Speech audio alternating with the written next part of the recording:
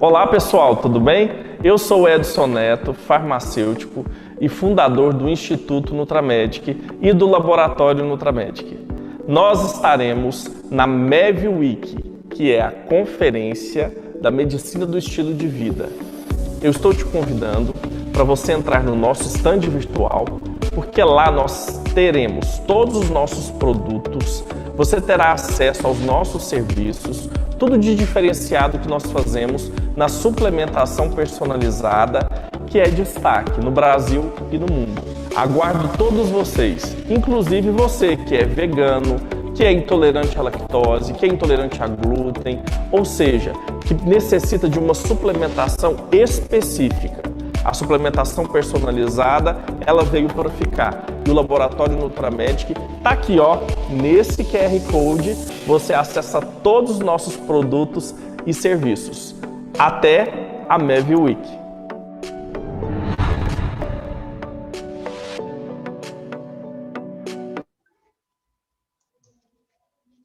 Olá, bom dia a todos. Nós estamos aqui em mais um encontro nesse dia da MEV Week.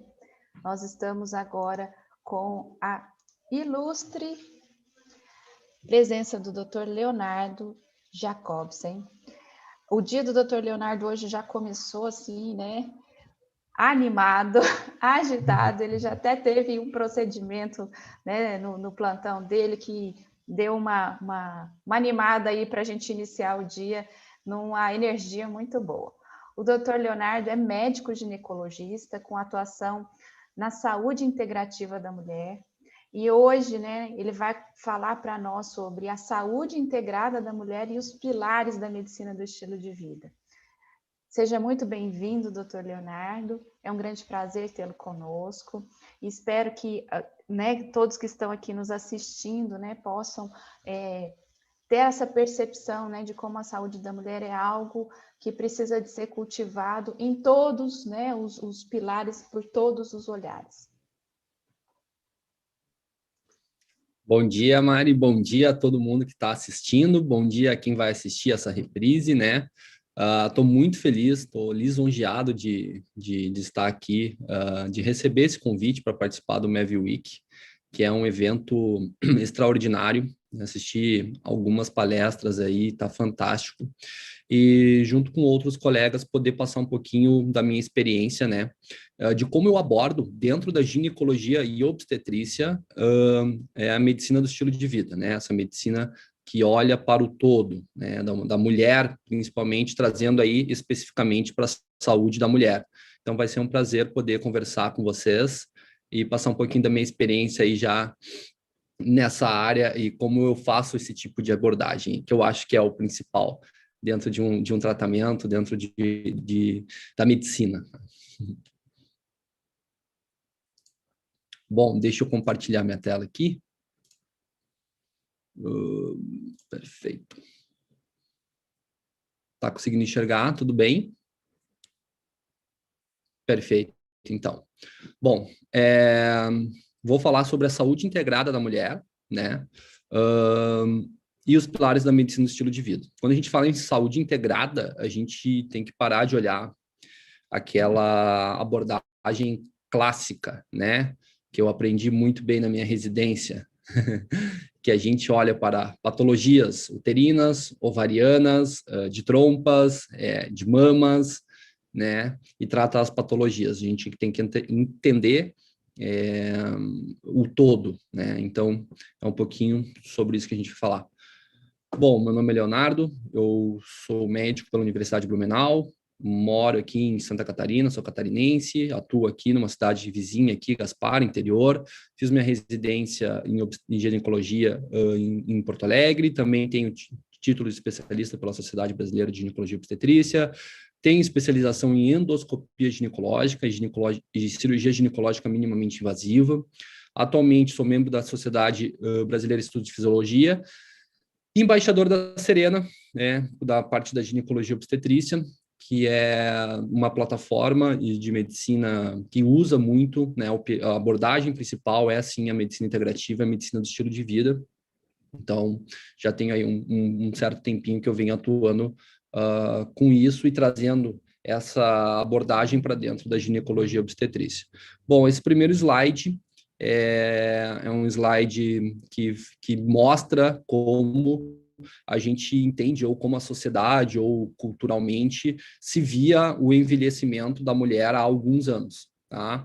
Então, quando a mulher envelhecia, principalmente ali após os 50 anos, após a menopausa, o envelhecimento, era vista como uma senhora fazendo um crochêzinho, tomando chá, cuidando dos netos, fazendo umas receitas, mais em casa, e isso é o que a gente, pelo menos assim na minha família, e o que a gente vê, era a visão que a gente tinha de como a mulher ia envelhecendo.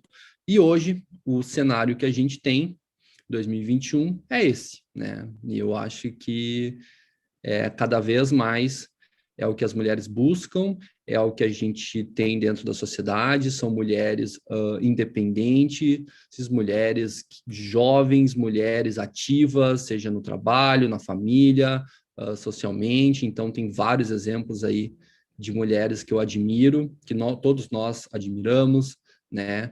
Então, Michelle Obama, tem a Oprah, tem aí a Marília Gabriela, tem assim várias mulheres, e é esse, e cada vez mais eu observo dentro de um padrão no meu consultório, atendo diariamente várias mulheres buscando saúde, buscando se conhecer para envelhecer e associar, né, alinhar a sua saúde com o estilo de vida. Eu sempre falo em todas as minhas aulas, palestras e dentro do consultório, que o autoconhecimento é o verdadeiro conhecimento. Você dominar uma técnica, você dominar uma arte, você dominar alguma profissão ou mundo é importante, agrega, né, principalmente para a sociedade, contribui então, mas você se autoconhecer, né, você entender de si, eu acho que é o principal, eu acho que é o verdadeiro conhecimento. E a partir do momento que você se conhece, que você tem mais autonomia sobre si, sobre a sua saúde, principalmente aqui nós estamos falando de saúde, mas em todos os aspectos, isso é libertador, né? E empoderador também. Então, quanto mais você sabe de si, mais você tem liberdade para tomar as suas decisões, atitudes e também maior poder e autonomia sobre si. Então, eu sempre também digo que ter saúde não é uma constante evolução, uma jornada. Então, quando as pacientes chegam para mim no consultório, seja por qual motivo seja, por uma rotina, por uma prevenção ou por tratamento de patologia, eu sempre digo que é uma jornada. A gente começa ali e vai ser sempre, para sempre, né? Então, cada conhecimento, cada passo, cada tratamento, cada degrau que a gente vai melhorando, vai evoluindo, né, dentro de um autoconhecimento, isso é muito importante. E ninguém vai fazer mais por ti ou vai cuidar melhor da sua saúde do que ou cuide da nossa saúde do que nós mesmos. Então, a gente tem que assumir esse protagonismo e a gente tem que assumir as rédeas. Não dá para querer terceirizar para o médico, para a família, para não sei o que, a gente tem que ter isso. Então, para a gente ter esse protagonismo, a gente tem que ter um autoconhecimento e a gente tem que entender que essa busca é uma jornada e a gente está em constante evolução. Falando especificamente de mulheres, o autoconhecimento e essa jornada inicia entendendo isso aqui. Isso aqui eu vejo hoje, assim, que 90% das mulheres que eu atendo no dia a dia não tem um mínimo, um básico conhecimento sobre um autoconhecimento sobre fisiologia, sobre entendimento. Eu acho que isso deveria ser abordado mais vezes durante a vida de uma mulher, né? Principalmente por nós ginecologistas, que muitas vezes somos o médico clínico, o médico da linha de frente, o médico que vai atender essa mulher e por anos, né? E anos e anos e anos. Então, mulheres e o ciclo menstrual. Diferentemente de nós homens, que temos, aí vamos falar de hormônios um pouquinho, uma constante produção de hormônio, principalmente de testosterona, então nós homens não temos uma produção de testosterona baixa num período do mês, aí no meio de um ciclo a gente está em alta, e aí depois a gente está em vai alternando isso. Não, nós temos uma produção constante. Mulheres são cíclicas. As mulheres fazem ciclos mês a mês, né? Pelo menos deveria ser assim, principalmente, e não pode bloquear isso com qualquer método contraceptivo hormonal, digo, para ter esse ciclo acontecendo, né? Porque quando a gente usa os hormônios para a contracepção, a gente interfere nisso, mas em um período ali, a gente está vendo aqui na tela, aqui embaixo, os hormônios, principalmente estradiol e a progesterona, no início do ciclo, os hormônios estão baixos. Depois, o estradiol vai subindo, vai subindo, vai subindo. Nessa subida do estradiol, a segunda semana pós-menstruação, a mulher ela se sente no tecido reprodutor, então lá no útero, nas trompas, o estradiol proliferativo. Ele vai fazer o espessamento do endométrio, a produção de folículos pelo ovário, nas mamas ele vai aumentar o tecido, vai proliferar o tecido mamário, né? No sistema nervoso central, o estradiol, ele diria-se, excitatório, porque ele aumenta a produção de glutamato, mas mais importante do que o glutamato, a gente aumenta a produção de serotonina e dopamina, que são os hormônios relacionados ao prazer, à felicidade, à recompensa. Então, a mulher se sente muito bem, né? Vamos botar aí agora na questão de treino. Se a mulher estiver treinando nesse período inicial ali, do meio do ciclo, ela vai se sentir melhor, ela vai conseguir fazer um treino melhor, vai render melhor, né? Então, na questão também social, ela se sente mais... ela quer mais conversar, quer sair, quer conversar. E aí, a gente tem um período que divide esse ciclo aqui, que é a ovulação. A partir do momento que lá no ovário é colocado o óvulo, a mulher começa a produzir um outro hormônio chamado progesterona, que está em verdinho aqui, que era zerado aqui no início do ciclo, e aí essa progesterona ela antagoniza o estradiol. No tecido reprodutor, na mama, ela para a proliferação. No útero, nos ovários, ela também faz uma parada de proliferação. No sistema nervoso central, ela estimula agora um outro neurotransmissor chamado de GABA, que é um hormônio, um neurotransmissor relaxante, que não vai deixar ela tão... vamos dizer assim, extrovertida, ela fica mais introspectiva, ela sente mais... No treino, ela também não vai ter tanto desempenho, não vai ter tanta força. E aí a gente começa a entender de que a mulher, ela é cíclica, e esses hormônios, o estradiol e a progesterona, eles precisam estar o tempo todo em equilíbrio, né, para conseguir levar qualidade de vida, disposição. E ao momento que a mulher, ela entende isso, e ela conhece isso, e ela passa a perceber isso, ela se liberta, ela começa a aliar, o que a gente vai falar muito aqui, que é o estilo de vida, né? Porque esses hormônios vão fazer alterações físicas. Então, tem um período do mês que estão com a mama mais inchada, mais retida de líquido, outro período mais menos. Então, alterações físicas acontecem, psíquicas e emocionais. E quando tu entende isso, começa a alinhar com o estilo de vida, né? Então, tu entende com qual fase do ciclo tu tá, como é que tu tá se sentindo, isso é libertador. A primeira coisa que liberta a mulher de muitos paradigmas que ela não entende o que está acontecendo. E ela começa a alinhar isso com treino, com sono, com relacionamento, e começa a passar a entender, e é fantástico. Sim, eu acho que o conhecimento é fundamental. Então, deixei aqui uma frase de uma médica endocrinologista americana, chamada doutora Geraldine Prior, que fala bastante sobre isso, e ela fala assim: o ciclo menstrual e hormonal feminino é um sistema complexo, multidimensional, interativo, dinâmico, não linear e multiplamente equilibrado, com muitos ciclos de feedback. Ou seja, é complexo. E como é que a gente consegue equilibrar da melhor forma esse ciclo? Como é que a gente consegue equilibrar da melhor maneira? Com o estilo de vida, com os pilares que a gente vai entrar aqui. Os hormônios não foram feitos para dar, eu sempre falo isso para meus pacientes: cólicas, espinhas, infertilidade, acne, dor de cabeça, inchaço, ganho de peso. Os hormônios femininos, eles são complexos, dinâmicos, eles vão variando durante o ciclo, mas eles foram feitos para dar, principalmente, fertilidade, porque esse ciclo é feito para preparar para uma concepção, mas bem-estar, enfim, fazer com que a mulher se sinta bem. E os problemas começam a acontecer quando há uma desregulação, um desequilíbrio disso. E a gente vai ver que a principal fonte, a principal causa de desequilíbrios, de começar a aparecer sintomas, de acontecer alterações, e aí pode ser desastroso para a qualidade de vida de uma mulher. Quando isso acontece, né, pode ser desastroso, ela começa a ficar mal na disposição, no trabalho, no treino, no relacionamento, ela não começa a se entender, ela começa achar que tem alguma coisa. Então, e o principal causa disso são alterações no estilo de vida, né?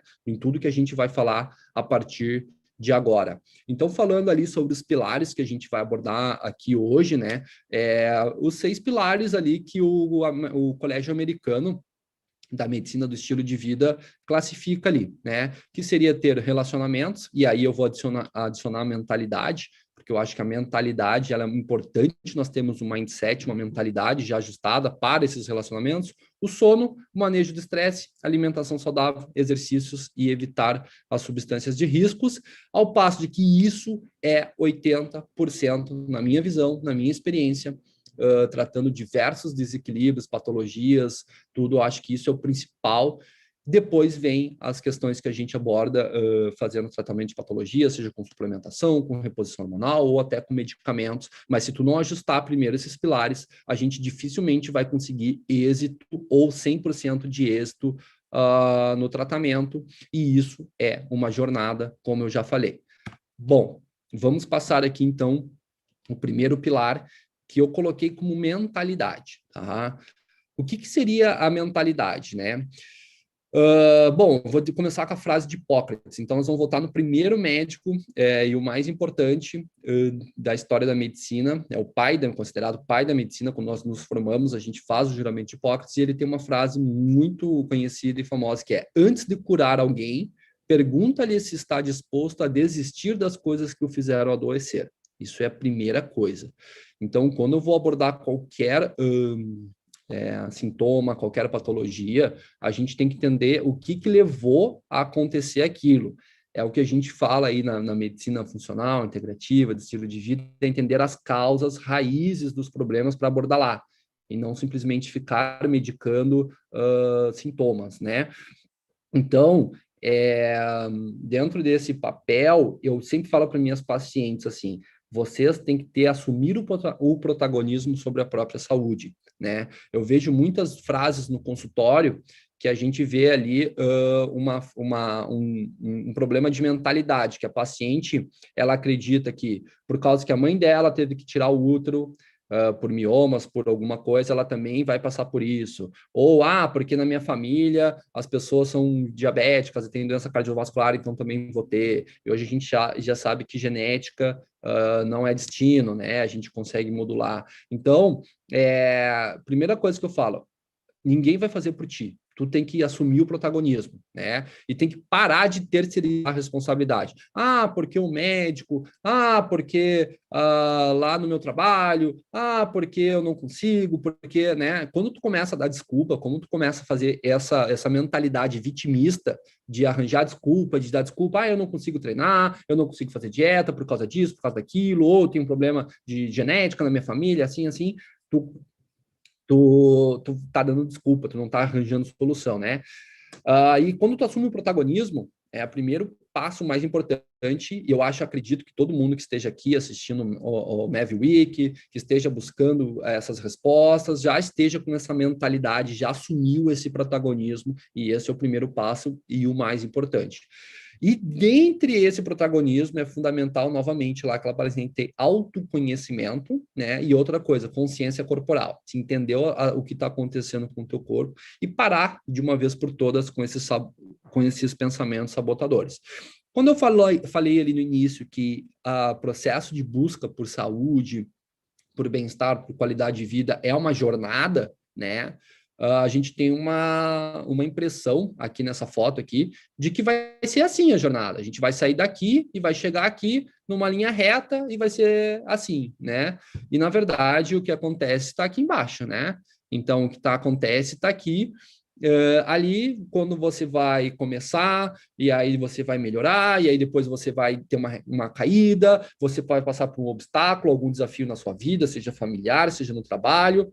E aí você vai ter que arranjar, se você ficar com aquele pensamento vitimista, se dando desculpa, tudo, você vai ficar muito tempo. Então, quando você assume o protagonismo, você vai achar soluções, vai passar por cima disso, vai aprender com isso, vai se sentir melhor, e aí você vai evoluindo, superando desafios, obstáculos que todos nós temos e vai conseguir chegar ao objetivo. Mas para conseguir isso, para entender isso, é muito importante a mentalidade, o mindset ajustado para o protagonismo, para o autoconhecimento, para entender a necessidade e que isso é uma jornada e a gente precisa estar o tempo inteiro em constante evolução, parar de pensar pensamentos sabotadores, de dar desculpas, de se colocar como vítima e sim como protagonismo. Acho que esse é o primeiro pilar e um dos mais importantes, tá? Bom, sono. Sono, a gente vai ter uma palestra agora na sequência da minha, que vai ser fantástica também, falando sobre sono e saúde da mulher, né? Então eu botei ali, ó, você precisa dormir para que seu corpo reequilibre, tá? E recarregue. Dentre todos os pilares, é difícil falar um pilar mais importante, tá? Mas assim, dentre todos os pilares, eu considero o sono o principal, um dos principais, se não o principal, tá? Por quê? Desequilíbrios hormonais ou metabólicos podem causar alterações do sono, tá? Então, assim, paciente na perimenopausa ou na pós-menopausa, ou paciente com excesso de estrogênio, isso a gente sabe, equilíbrios do sono, né? E também, se a paciente estiver bem equilibrada, tudo certo, e começar a ter alterações do sono, seja por causa de um trabalho, seja por causa de um estilo de vida inadequado, ele vai também levar a sérias consequências e desequilíbrios metabólicos e hormonais. Então, o sono, ele precisa estar muito bem ajustado. A gente precisa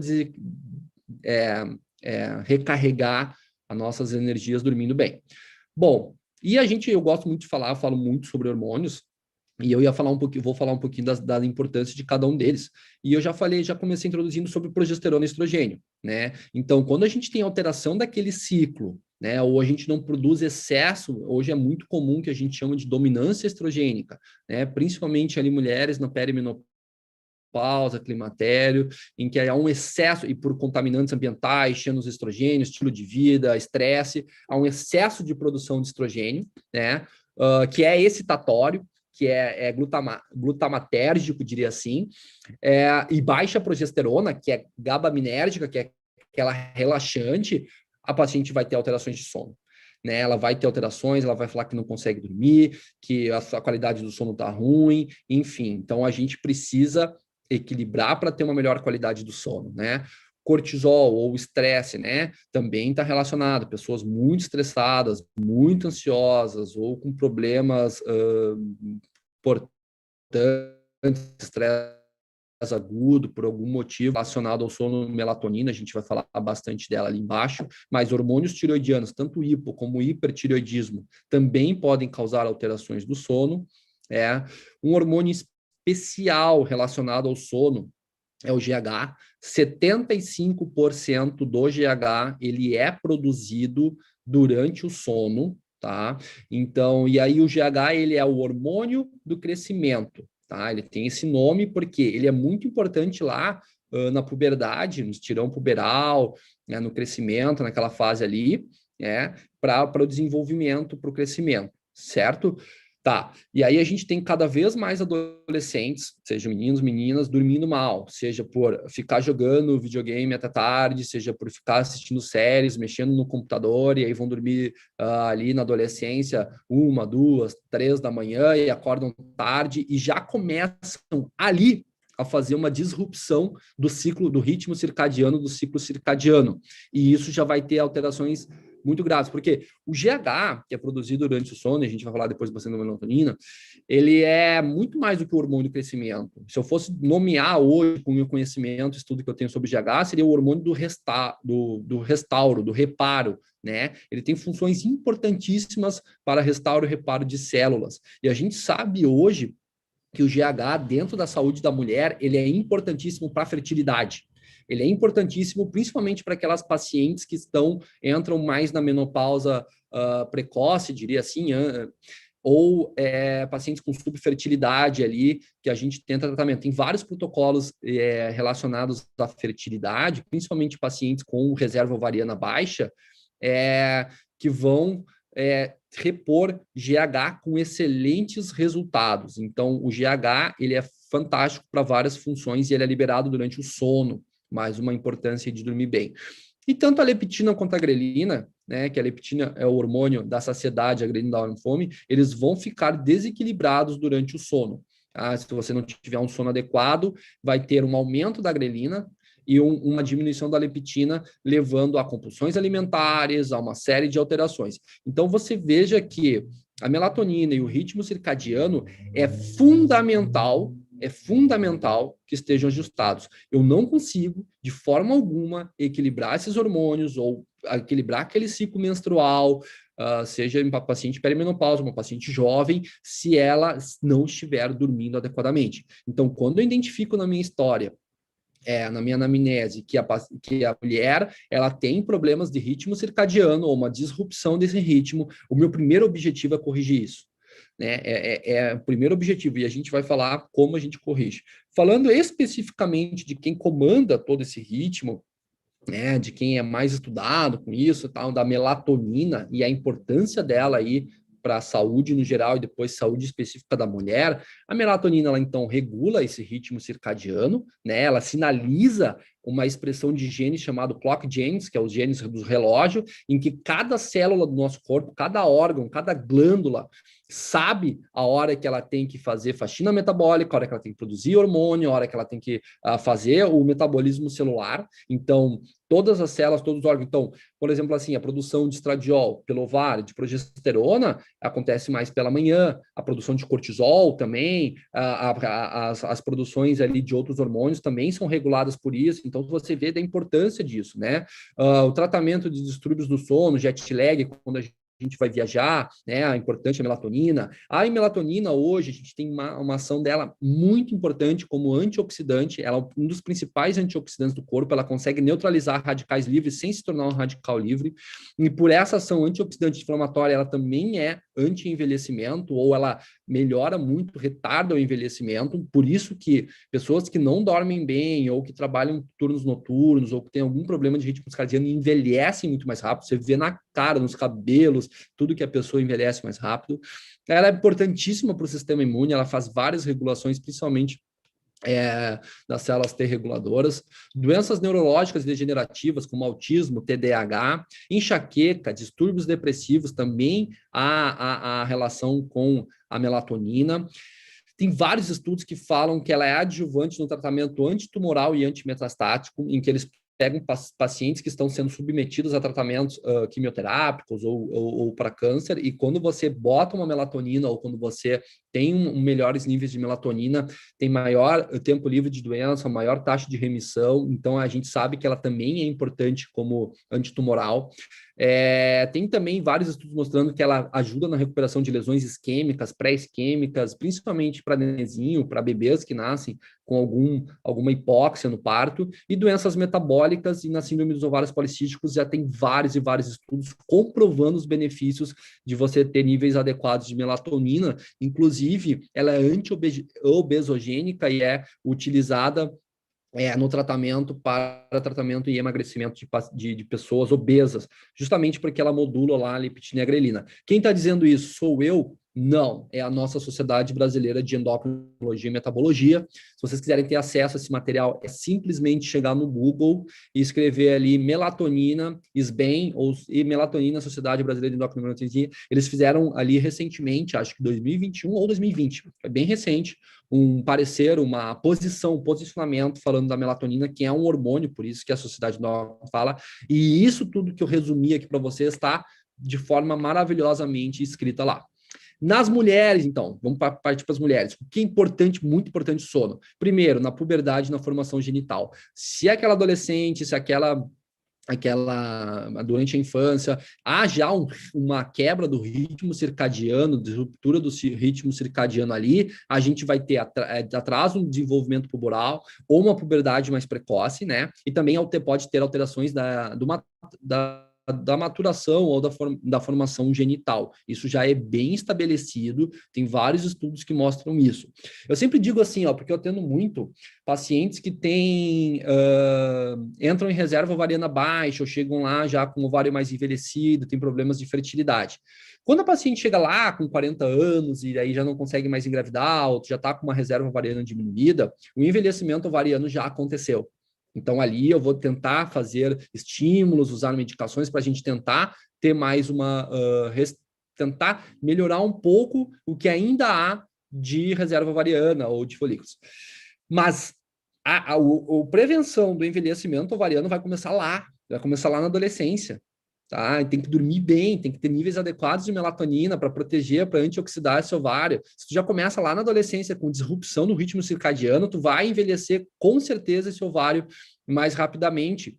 Tem vários trabalhos mostrando isso, a gente tem receptores de melatonina lá nos ovários. Então, a função ovariana da melatonina ela é importantíssima. Estudos demonstram que os níveis intrafoliculares, então lá dentro do ovário, lá dentro do folículo, lá onde vai ser maturado o óvulo, o óvulo, né? Os níveis de melatonina são 3 vezes maiores do que no sangue. Tá? Tem trabalhos com protocolo de fertilização in vitro que quando eles puncionam um óvulo para fazer uma fertilização in vitro e pegam aquele óvulo, eles dosam os níveis de melatonina intrafoliculares. Mulheres com maiores níveis de melatonina intrafolicular, elas têm maior taxa de fertilização, menor taxa de aborto e maior taxa de nascido vivo e melhor qualidade dos embriões, só pelo fato de ter mais níveis de melatonina. Então, hoje a gente sabe que o receptor de melatonina MT1, MT2 no ovário e os níveis de melatonina para a função ovariana são de fundamental importância. E eu estou falando de fertilidade aqui, mas para a produção de estradiol, de progesterona, de testosterona, para aquele equilíbrio hormonal. Então, não tem como tu ter saúde, é impossível tu ter saúde, equilíbrio hormonal, bem-estar se tu não dormir bem. Mulheres, não tem como. Ciclo menstrual, né, a gente já viu, eu já falei, pela função ovariana, produção de hormônios, como ele interfere. Então, se você começa vamos dizer, estava trabalhando e aí tu passa para o turno noturno. Aí tu faz disrupção do teu ciclo circadiano. Tu vai ter alterações menstruais. Teu ciclo pode ficar bagunçado tudo só pela disrupção do ritmo circadiano. Na gravidez, não vou entrar aqui em detalhes, mas tem diversas trabalhos mostrando tanto desfechos maternos, desfechos obstétricos e também programação metabólica para o resto da vida daquele bebê, quando as mães dormem bem, a gente sabe que a melatonina passa pela placenta e o bebê dentro da barriga da mãe, os clock genes do nenê e o ritmo circadiano do bebê, ele sabe se é dia ou se é noite, mesmo sem ter exposição à luz, porque lá dentro não tem, pela melatonina produzida pela mãe. Então, o nenê sabe quando é de noite, sabe quando é de dia, o metabolismo dele já está sendo ajustado e regularizado dentro da barriga da mãe, e a gente sabe da importância disso para a prevenção de doenças no futuro. E também o que eu já falei do envelhecimento do sistema reprodutivo, tá? É um artigo muito legal, tem diversas evidências, é botar no PubMed, no Google, e vocês vão ver a importância da melatonina na saúde da mulher. Bom, então, doutor Léo, poxa, eu não estou dormindo bem, eu não estou legal, como é que eu faço para conseguir atingir a melhor produção de melatonina? Então, tem que suplementar a melatonina. Não, a melhor forma de suplementar a melatonina é dormindo. E para dormir melhor, a gente tem, é uma rotina dormir bem. A gente tem que ter a nossa rotina de sono, né? E quando a gente está com isso tudo desregulado, a gente chama isso de fazer uma higiene do sono, né? Então, assim, em média, as pessoas precisam de 6 a 8 horas para dormir. Então, você tem que descobrir para você, tem pessoas que dormindo 6 estão suficientes, mas isso mais, e não mais. E a gente tem que botar essa rotina mesmo nos finais de semana. Não, você acorda 6, 7 horas do dia de semana e final de semana dorme 12 horas. Isso também não é bom. Isso também faz uma quebra, uma disruptura do ritmo circadiano. Ir para a cama somente quando tiver com sono. Não ir para a cama. O quarto, ele é um lugar para repouso, para descansar. Então, se você ainda não está com sono, fica lá, dá uma leitura, faz essa rotina toda para você conseguir ir para a cama só quando tiver com sono. Não usar a cama para leitura, para ficar no celular, para ver televisão, não deveria nem ter televisão no quarto, né? Evitar ficar na cama sem dormir. Foi para o quarto, tentou dormir, não conseguiu, levanta, volta lá para a sala, faz um chá, começa a ler alguma coisa, que logo, logo o sono vai vir.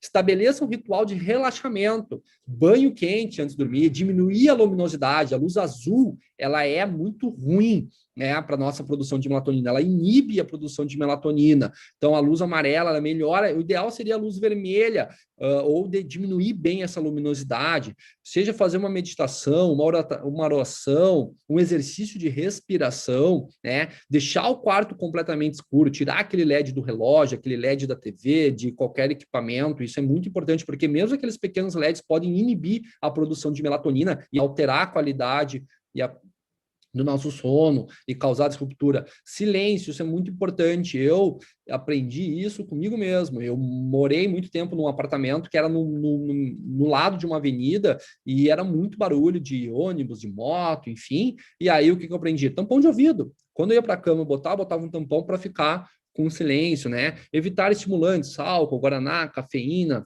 próximo do horário de dormir, não se alimentar, né? A gente sabe que o esvaziamento gástrico, por exemplo, uma proteína de uma carne vermelha à noite, é 6 horas. Então, se você comer uma carne, um churrasco às 9, 10 horas da noite, até às 4 da manhã ela vai estar no teu estômago, fazendo digestão, e isso atrapalha consideravelmente. Então, optar à noite por alimentos mais leves, ou comer até um certo horário ali, 19, no máximo 20 horas seria o ideal. Exercício sempre pela manhã, né? Nós não fomos feitos para fazer exercício à noite. Eu sei que muita gente tem um estilo de vida, então é melhor que você acorde mais cedo e faça bem cedo do que você vá fazer o teu exercício depois do trabalho, né? Outras coisas que a gente fala bastante e ajuda bastante: chás e óleos essenciais, camomila, maracujá, lavanda, valeriana, tudo isso que induz o GABA, reduz o estresse noturno, óleos essenciais de ylang-ylang, lavanda, manjerona, existem vários, tem que testar, é um autoconhecimento, ver o que funciona para ti. Eu acho essencial, eu sempre tenho ali uma aromaterapia ali no meu quarto, eu sempre boto uma lavanda, para mim lavanda induz legal o sono, né? E aí, quando tu tem tudo isso ajustado, ou pacientes mais velhas, que a gente sabe que a partir dos 40 anos os níveis de melatonina caem consideravelmente. Quanto mais velha é a pessoa, quanto mais idade ela tem, menor a capacidade da nossa glândula pineal produzir melatonina, e é por isso que as pessoas mais velhas dormem menos ou acordam mais cedo, né? Aqui a gente tem um gráfico que mostra isso, então aqui até os 20 anos a gente tem um pico aqui da produção da melatonina, e ali, ó, observem a partir dos 40 anos como começa a cair consideravelmente, né? E ali aos 60, 70 anos a nossa produção de melatonina é muito menor do que quando a gente era, não. Então, nas minhas pacientes que têm já uma idade mais avançada, começa sempre com uma dose menor ali, nos 40, 50, e vou aumentando conforme a idade, mas muitas vezes é necessário sim, mas paciente jovem, muitas vezes a higiene do sono vai ser suficiente. Bom, acho que o primeiro pilar e o mais importante é o sono, tá? E o segundo que vem aí junto, antagonizando o sono e principalmente durante o dia, para nós termos mais saúde, é manejar o estresse. É o equilíbrio do cortisol e de outros hormônios do estresse, adrenalina, noradrenalina, é fundamental para a saúde. O Mark Hyman, que é um dos médicos mais da medicina funcional dos Estados Unidos, botou essa semana ali no Insta dele que nos trabalhos evidências têm mostrado que 90% das doenças que a gente tem hoje, crônicas e, enfim, estão pelo menos em parte relacionadas ao estresse. E eu acredito, dentro da minha prática clínica, da minha experiência, que esse é um dos pilares mais difíceis de tentar fazer as pessoas melhorarem e entenderem, né? É difícil você entender, fazer a pessoa entender a importância de ela manejar o estresse, né? A gente vive hoje numa sociedade, numa correria, no dia a dia, que as pessoas já se habituaram até aquela rotina louca, aquilo lá, e meio que ignoram isso. E aí a gente vê pessoas cada vez mais cansadas, estafadas, com aquela síndrome de burnout, muito por causa do estilo de vida estressante, né? Nunca se teve tanta depressão, ansiedade, tudo isso também relacionado a isso. O cortisol, que é um dos principais hormônios relacionados quando a gente está estressado, ele tem antagonismo com a melatonina. Se tu tem cortisol alto, tu não consegue produzir melatonina. Para tu conseguir produzir melatonina, é necessário que você esteja com os níveis de cortisol baixos. E durante o dia, o cortisol tem que subir, tem que ter os picos ali fisiológicos do cortisol para dar aquele ânimo, para dar para a gente sair da cama, se sentir bem, com disposição, com energia para produzir, para trabalhar, e aí, óbvio, os níveis de melatonina estão baixos. E ele é muito mais do que o hormônio do estresse, né? Ele tem influência direta, ele é um hormônio, assim, diria, lá junto na hierarquia hormonal. Ele tem diretamente influência na função cardiovascular, no metabolismo, nas funções imunes. Então, quem tem disrupção, muito estresse, fica mais doente, né? Várias vezes, metabolismo, comportamento, até na reprodução.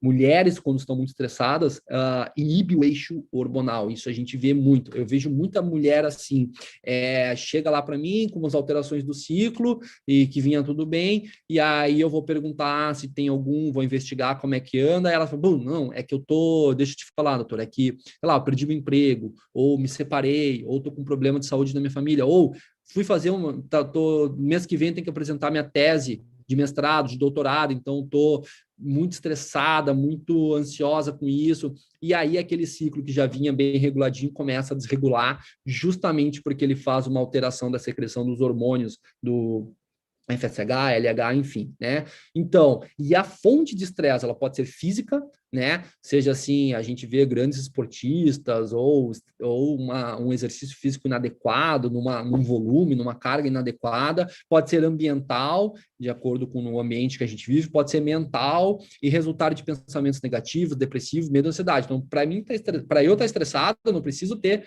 absolutamente nada, só a minha cabeça ficar pensando coisas ruins e imaginando coisas ruins, eu já posso estar tendo liberação de cortisol, os trabalhos mostram isso. Ambiente familiar, família, relacionamento e trabalho são fontes mais comuns de estresse que eu observo. Então, apesar de que todo mundo em algum período da vida vai ficar mais estressado, seja com divórcio, uma perda de emprego, a morte de algum ente querido, tudo, quando uma pessoa ela está inserida num ambiente assim estressante, seja familiar, então sofre abuso, a mulher sofre abuso do marido, seja físico, seja mental, seja o que for, ou no trabalho dela. Olha, eu vejo muitas pessoas adoecerem por causa de trabalho, tá? Não gostam do ambiente de trabalho, não se sentem bem e aquilo é um martírio, ela tem todo dia para lá.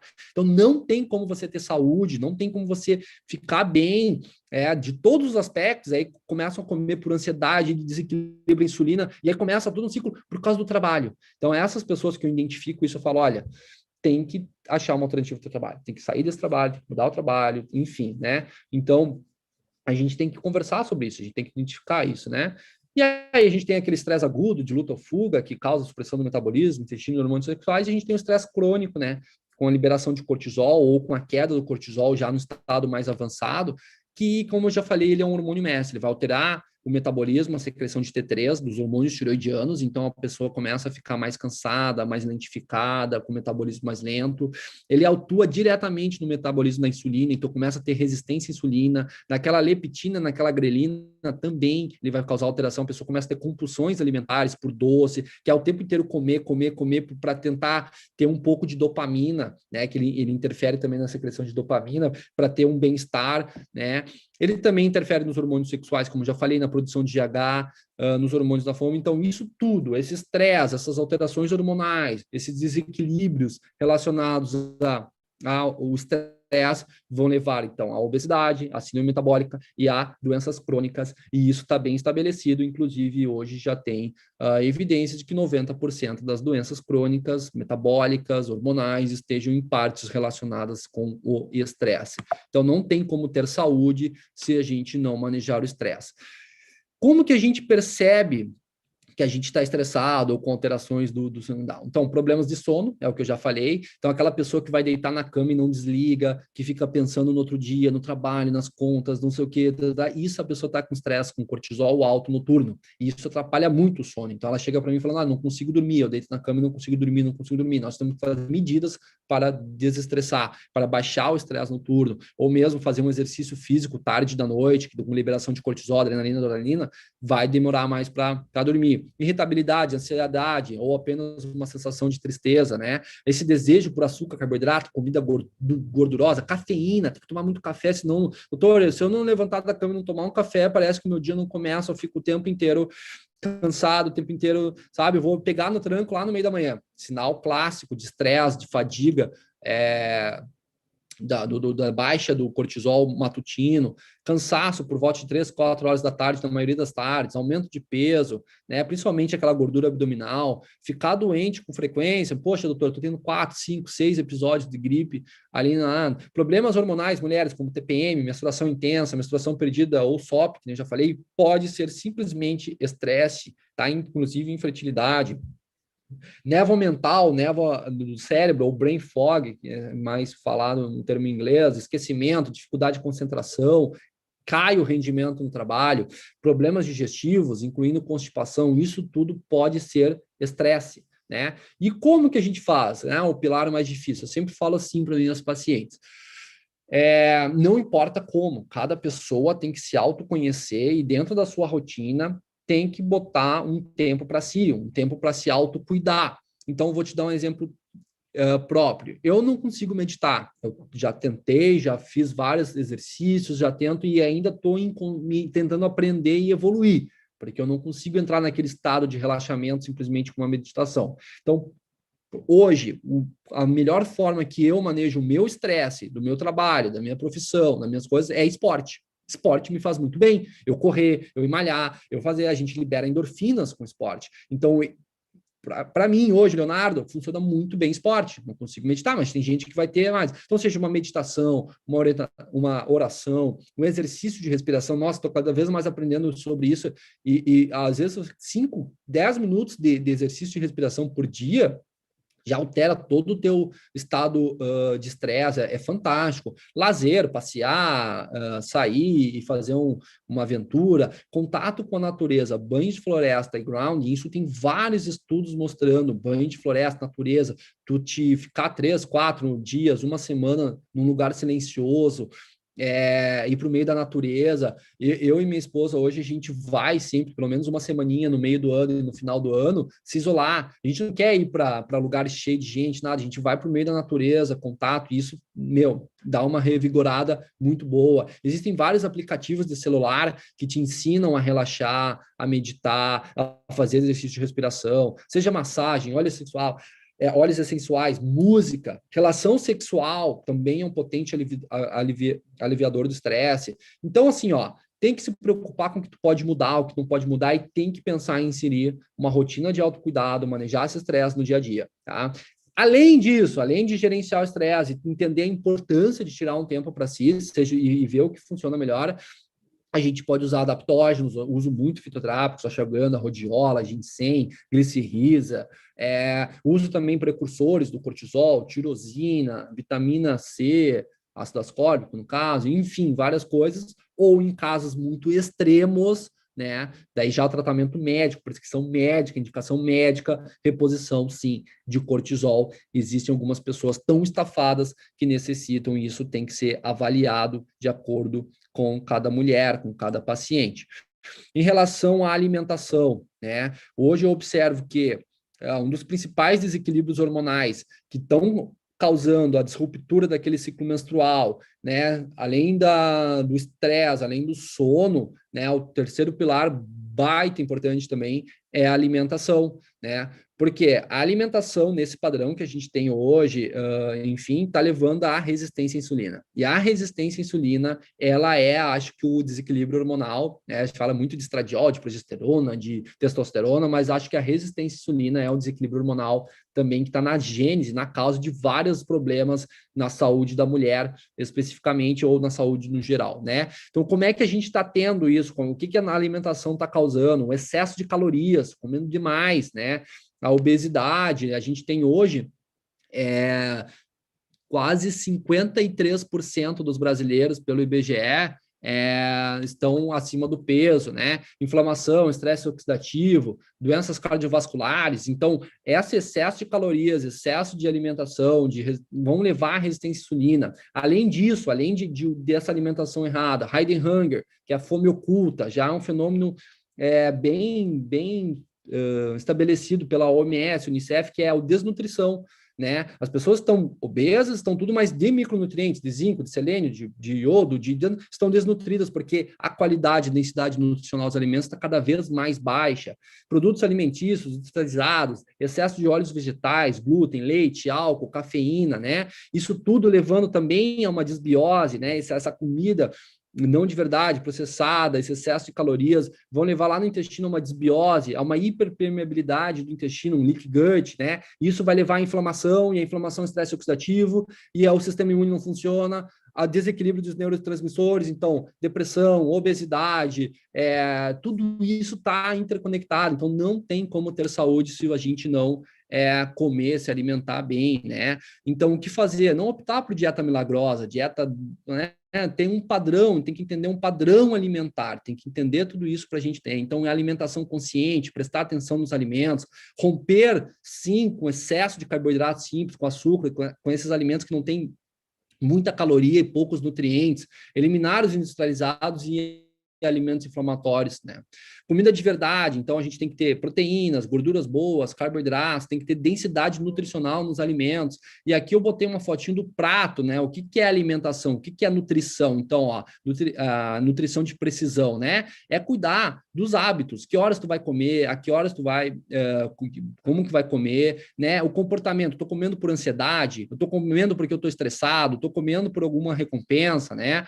Metabólico, né? Entender as questões metabólicas, resistência à insulina, microbiota, isso aqui é fundamental, tá na Gênese também, a gente vai falar bastante de intestino aí na MeviWeek, e a nutrigenômica, considerar fatores individuais de cada um relacionados a isso.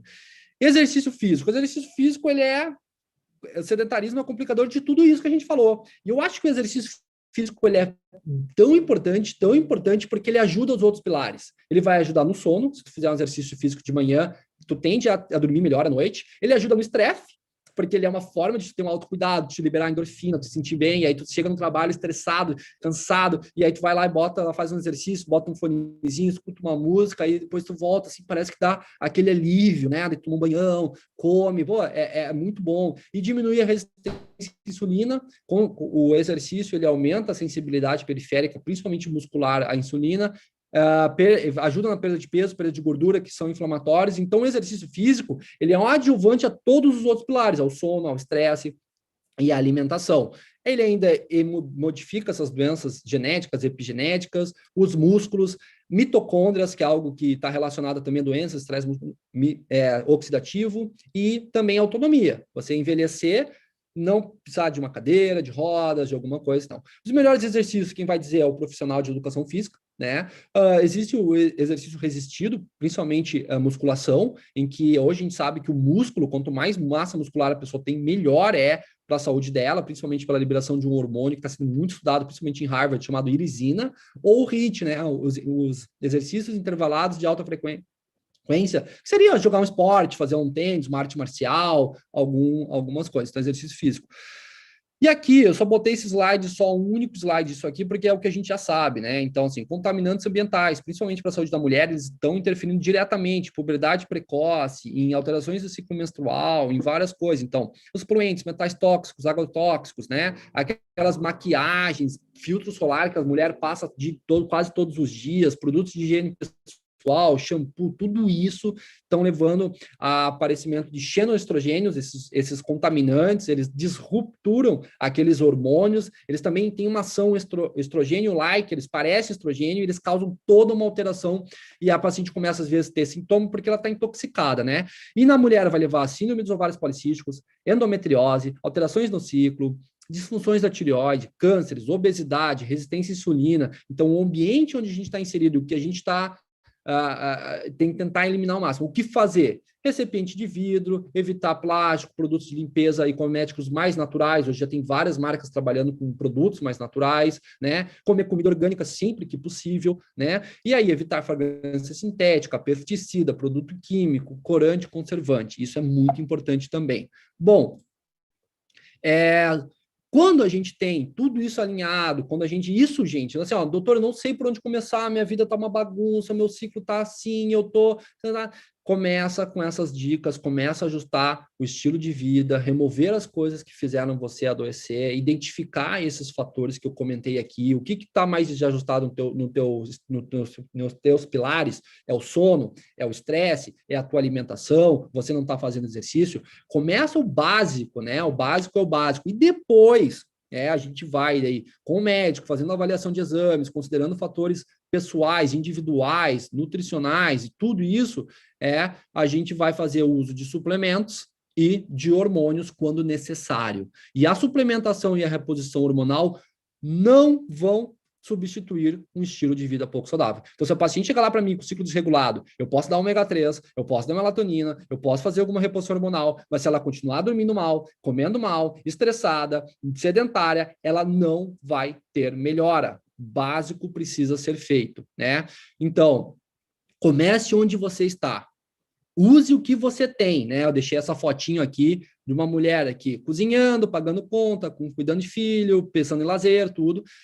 Faça o que você pode, mas lembre-se aqui, essa mulher olhando, você está numa jornada e você tem um objetivo da onde você quer sair, para onde você quer chegar, e você ter autoconhecimento, você ajustar o seu estilo de vida, principalmente para mulheres, né, para ter aquele equilíbrio nos hormônios, na vida do trabalho, nos relacionamentos, é fundamental. Então, era isso que eu tinha para falar hoje. Queria agradecer mais uma vez a toda a organização, me dispor a tirar dúvidas, a conversar, e meus contatos estão aí, e queria mais uma vez agradecer. Muito obrigado. Nós que agradecemos, doutor Leonardo, que encontro maravilhoso. Foi assim, um trabalho muito grande, né? Porque falar de todos os pilares que interferem, que impactam na saúde da mulher, dá para fazer um curso inteiro só disso. Eles estão integrados, né? Não tem como Sim. Fugir de um para o outro. Se tu tiver alteração de um, tu pode ter no outro. Então, isso é muito complexo. Mas abrir a cabeça, então, acho que o objetivo principal disso aqui foi abrir a cabeça das mulheres para ver que muitas vezes o problema está em algum ponto disso aí que está causando esse desequilíbrio. Sim, e trazer isso com essa leveza, né, de que a gente está caminhando, a gente está construindo, né, uma jornada para a saúde, e que qualquer passo conta, né, qualquer atitude conta, né, então pensar, né, no que a gente está construindo no nosso corpo através do nosso estilo de vida, isso é muito importante. Fiquei aqui, né, com algumas observações em relação à construção da fertilidade da mulher, né, a partir, né, do nascimento dela, né, então eu tenho uma filha aqui de 6 anos, né, então olhar sob essa perspectiva de que eu estou participando, né, da construção da fertilidade dela e da minha linhagem toda, né, então isso para mim, né, isso é algo que é muito caro para mim, né, eu pensar, né, na minha... como serão, né, os novos seres humanos que habitarão a Terra e que virão, né, de mim, da minha família, né? Então isso é muito importante para mim. Isso eu vou guardar para a minha vida. Agradeço muito os ensinamentos de hoje, né? O pessoal está aqui, né, no YouTube agradecendo e parabenizando pela sua palestra. Mais uma vez, muito obrigada, doutor Leonardo. Nós vamos manter, né, o vídeo no YouTube, gravação, então sempre que tiverem algumas dúvidas, né, a gente vai reportar as dúvidas a você. No nosso grupo do Telegram, né, sempre que as pessoas assistirem também podem acessar o doutor Leonardo e tirar dúvidas com ele. Com certeza, estou 100% disponível. Para mim é um prazer falar, você vê que eu me empolgo falando sobre isso, porque eu fico muito feliz. Realmente, a observação que você fez, só dando a última comentário aqui, importante, é isso mesmo, tá? Os óvulos da mulher, né, são formados dentro da barriga da mãe. O período que a mulher mais tem óvulos ou folículos seria lá entre as 20ª semana de gestação, que a bebê dentro da barriga da mãe já está com todos os folículos e óvulos formados, em torno de 6, 7 milhões. Isso vai se perdendo durante a própria gestação, a importância de ter uma gestação saudável, um preparo para isso. Quando nasce com 1 a 2 milhões, e na adolescência, quando tem a primeira menstruação, tem 400 mil óvulos que sobraram. E ela vai ter 500 ovulações, 500 ciclos, mais ou menos, em média, ao longo da vida, e vai perdendo. Então, a prevenção de possíveis doenças, patologias, desequilíbrios, até a infertilidade, problemas de fertilidade futuras, começa já na gestação, de acordo com o que a mãe está fazendo, como é que é o estilo de vida dessa mãe. Então, acho que olhar isso, assim, já ter a noção da importância dessa programação, desse estilo de vida, já lá, o que você está fazendo pelos seus filhos, tudo, e as mulheres têm essa capacidade, porque vocês que gestam, vocês que vão gerar essa nova vida, Isso, olha, é algo de arrepiar, assim, eu fico arrepiado sempre que eu falo de programação metabólica, tudo, e eu acho que o estilo de vida é o mais importante, sempre vai ser, e eu fico feliz de estar participando da conferência do estilo de vida, medicina do estilo de vida, né, da semana do estilo de vida, medicina do estilo de vida, porque é tudo que eu acredito, eu acho que a medicina, ela vai caminhar, tem que caminhar e as pessoas têm que entender essa importância. Então, esse é o meu recado final, agradecer mais uma vez e me dispor aqui 100% a responder as dúvidas, perguntas, questionamentos e tudo que vocês precisarem. Muito obrigado. Obrigada a você, Dr. Leonardo.